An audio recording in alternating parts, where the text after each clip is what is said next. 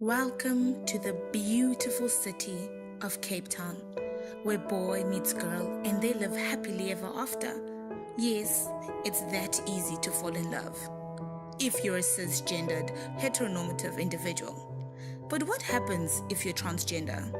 How easy is it to fall in love then? I haven't dated a transgender. I will not date a transgender. I don't understand why people are transgenders. What? Who? Why? They're confused. Why will I date someone that is confused? You're either a girl or you're a guy.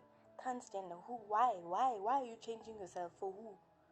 For who? My name is Hejin Kim. I am 36 years old and I've been living in Cape Town for 10 years. I'm a trans non-binary person and I've been working at several organizations on human rights and trans issues. Apart from that, I've before living in South Africa, I worked as a sex worker. I spent some time homeless, so I've been through different phases of life. So being asexual, right? I think there is a stereotypical idea about sexuality and trans people that doesn't fit with me being asexual.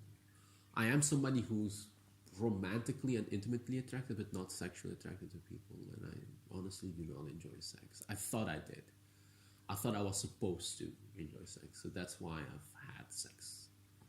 But now I realize I don't. And it's hard because when you are meeting new people, there is an assumption that you're quote unquote a normal person who does have a sex life, which I don't. It's only been in the past sort of 2 years that I realized that, like when I started understanding my own asexuality. Before that, dating was Russian roulette, as the best way to explain it, right? Is you would meet people in a place. It would either go well or it would go horribly wrong, even in lesbian communities. Lesbians can be as transphobic as anyone else, and it would go either very well or it would go very wrong. I will admit I am on dating apps through which I meet certain people.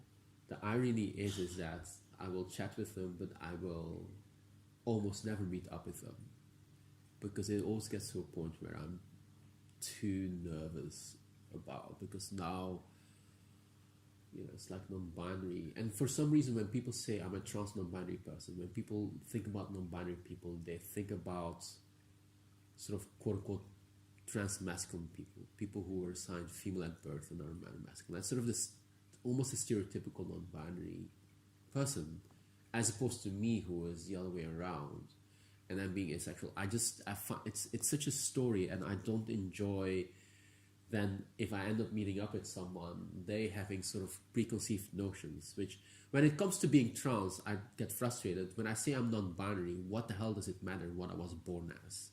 The entire point of being non-binary is that all of that shouldn't matter. That's irrelevant. But whatever.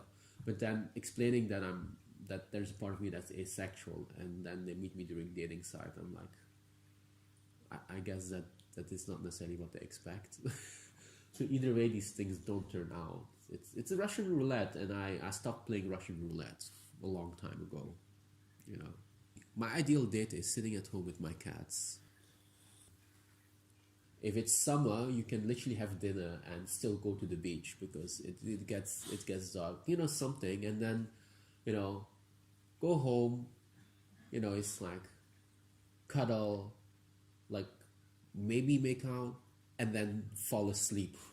Like that's sort of where the line is, like fall asleep. Like that would be my ideal date, right? I don't know what the best thing about dating is because I have not yet done a survey. My tendency to do things for others, like breakfast on bed,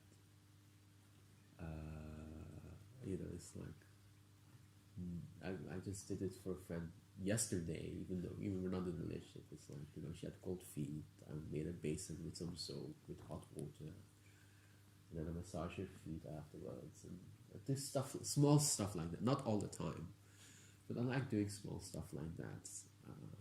Giving a gift, surprising somebody for their birthday. I once surprised one of my former relationships, and she's now my best friend.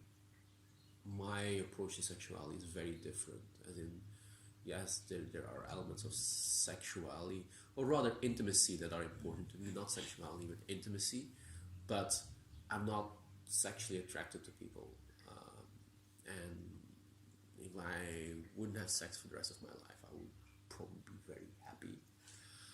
So I do believe in love, and I do hope that I will find someday a relationship where I'll be in love with someone who hopefully doesn't really want to have sex with me,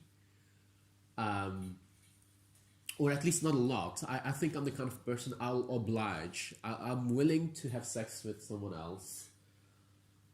I'm willing to provide you with pleasure. Just stay away from my body.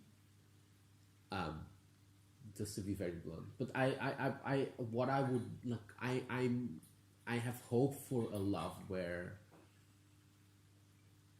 I can be okay with being asexual, and where gender doesn't matter. Somebody who understands the challenges I face as a trans person in this society and accepts it, but at the same time within our relationship does not just accept that I'm trans, but understands it. I have hope for that. Someday, if it's not for my cats understand. My cats really truly understand. But in terms of a human being, I do hope for that. Someday.